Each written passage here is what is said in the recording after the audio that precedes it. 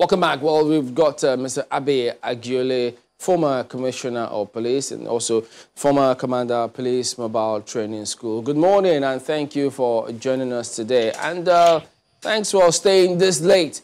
Well, I just wonder what the mood is where you are right now because it's huge election, everyone talking about that election. Give us your impression, first of all, on the mood about the elections before we delve into this other matter. Good morning, Chamberlain. Thanks for having me here once more. Thank you. Go ahead. Back here, I think we're doing good. The Democrats, I think, are cruising to a winning, but we're still not very sure what's happening, but events will unfold itself very soon, but the mood here is... On the lighter note, do you know that if you were still back here, would have been reading our headlines now saying the police is about to deploy 5,000 policemen to a particular state and things like that. So what a huge difference it is right now.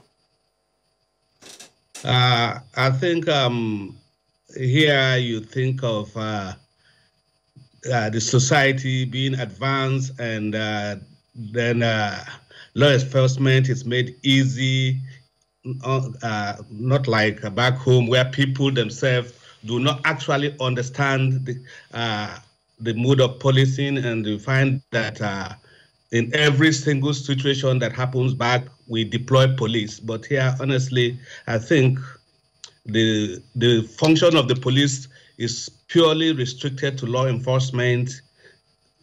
That's the difference. Now, about this SWAT matter, which was formed after the dissolution of SARS, but those who thought about the, let me say, the speed with which SARS came up, there are several questions as to, first, how are they sure that, you know, those members of SARS will not show up as members of SWAT, even if they undergo training? And then secondly, will they have the requisite training and wherewithal to actually go ahead and carry out the functions for which they were designed for in such a short time? First of all, honestly, my heart goes with not just the police officers that lost their lives in this crisis, but the families of these police officers who, within this period, were made to pass through some traumatic situations, watching their loved ones in such predicaments, and we pray that such events will not reoccur in the history of our great nation. And I want to especially commend the Inspector General of Police, IGP Adamu, for initiating this noble idea, even though it might have come too early, but however, honestly, it's better than early than not done. SWAT, Special Weapon and Tactics. There are two basic differences between this and the Special Anti-Robbery Squad. And if we have the fear that there are possibilities that the men of the defunct Special Anti-Robbery Squad might find themselves into the new SWAT team, I don't believe that is possible, because the police is an organized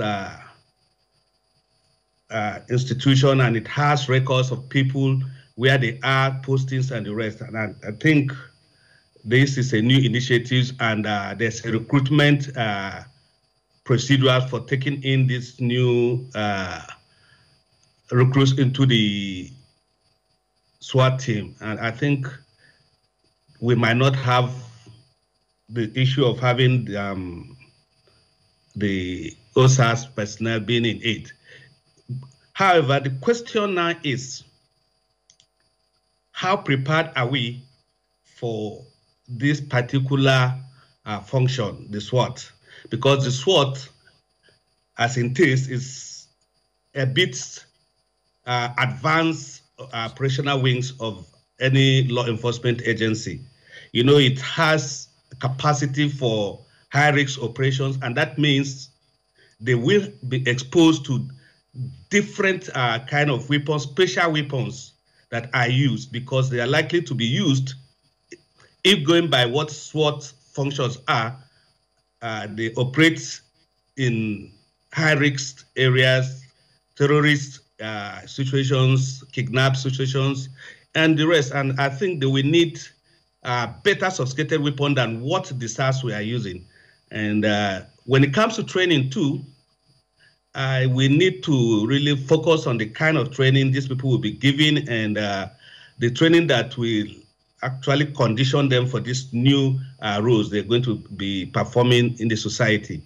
If that is done, I think the SWAT is a good thing in the force. Well, one thing that gives me concern looking at the videos of the SWAT team training, the first thing that came to my mind was their welfare.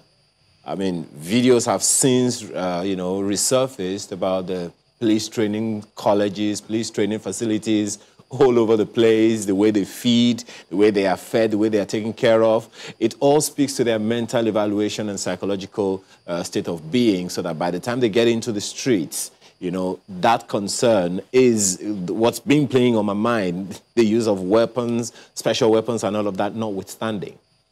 What, in your opinion, is the kind of training, the kind of welfare do you think they are exposed to now as they go through this, training program that might affect them positively or negatively when they eventually get into operations? Honestly, that is a very serious concern too, and I hope the police authority are going to really look at this aspect of their welfare during training, how they condition them during training, because like you said, as a matter of fact, once they do not get that proper culture in the training, honestly, when they come out, there are still tendency that they are going to perform almost close to what the Funkstars were doing. But I believe that, to be fair, the Inspector General of Police is exposed so much in police duties that I think before he introduced this issue of SWAT, he must have come up with ways in which these men will be well treated during their training program, because like from the video you saw, the training is rigorous, and it will need a special attention to these men, so that when they come out, honestly, this confidence, the courage in them, they will be able to perform, especially in this period that their morale has been dampened, and we will need to really reactivate them. Right. Now, speaking of when they come out, now this is not just for SWAT, but for the police, because if you look around, look at the dailies, you see that there's been concern about police absence. For Lagos, in Lagos, for example, there are reports of hoodlums, which has become like a major buzzword now, taking over some communities. You see Benin-Auchi Expressway, where armed robbers are targeting banks and customers and what have you. So there's a huge challenge now, police absence. And I mean, we've talked about welfare, we've talked about the weapons, but clearly there's still that shortfall. The fact that, I don't know if it's fear, if it's apprehension, if it's apathy, whatever it is, it's clear and people are concerned. So how do we boost, I don't even know what term to use, is it the morale? How do we ensure that our policemen and women are back on the streets with more confidence? It's a natural human instinct, because if you find yourself in the position the police officers found themselves during this crisis, they became the object of attack, and naturally they are going to react, but gradually the instinct and discipline in them will certainly return them to the street. And I think the IGP and the Police Service Commission are making a lot of appeal to them to return back to the street, because it will do no good to the society when they keep remaining off duty. But as a matter of fact, honestly, it's a natural instinct, because They saw exactly what happened to them during this crisis. And it's going to take a lot of time and energy to get them back to the position they were before the crisis. And it's quite unfortunate, but the service must do everything possible to encourage them to, first of all, we must guarantee their safety, because the society in which they sought to protect, as a matter of turn against them, and not just turn against them, honestly cause a lot of harm to them. And it's going to be difficult to build this relationship. And you already that's know clearly that, an area that, you know, society and the country needs to work on and ensure that we get it right this time. But we do thank you very much indeed for your time this morning, Mr. Abi Aguile, former Commissioner of Police in Kaduna State, as well as former Commander of Police Mobile Training School. Thank you for your time today. Thank you, Chamberlain. Have a wonderful day.